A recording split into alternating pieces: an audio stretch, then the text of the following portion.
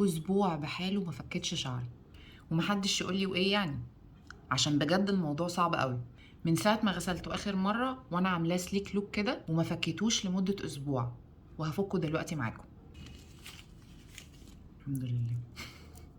حاطه توكتين ليه حاطه توكتين؟ الحمد لله، اللي انا كنت خايفه منه ما حصلش، ان شعري يبقى راكب على بعض وما يرضاش انه يتفك او يتسلك. بس حصل حاجه تانية اهم واخطر من كده. طبعا بسبب ان انا غسلته ولميته على طول وهو مبلول، مكان اللمه او مكان الكحكه اللي انا كنت عاملاها شعري لسه مبلول لحد دلوقتي، بقاله اسبوع مبلول. ودي من اوحش الحاجات اللي ممكن تعملوها في شعركم. ممكن يعمل ريحه، ممكن يعمل فطريات، واحساس انكم عايزين تهرشوا كده في الحته دي، فشعري هيبقى محتاج غسله محترمه. ومن الحاجات الوحشه كمان اللي انا عملتها، انه التسريحه اللي انا كنت عاملاها دي كانت شاده شعري قوي، فده بيعمل تحميل على فروة الراس.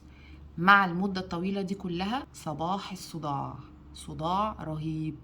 بس انا بصراحة لا كنت قادرة اعمل ستايلنج ولا كنت قادرة اسيب شعري. نصيحتي ليكوا ان اولا محدش يلم شعره المدة الطويلة دي كلها. ثانيا، لو قررتوا ان انتوا تعملوا كده وتلموا شعركوا، لازم تسيبوا شعركوا يتهوى بعد الغسيل وينشف شوية قبل ما تلموه، علشان ما يحصلش اي حاجة مكان ربطة الشعر. وانا بالنسبة لي حرمت، مش هعمل الحركة دي تاني.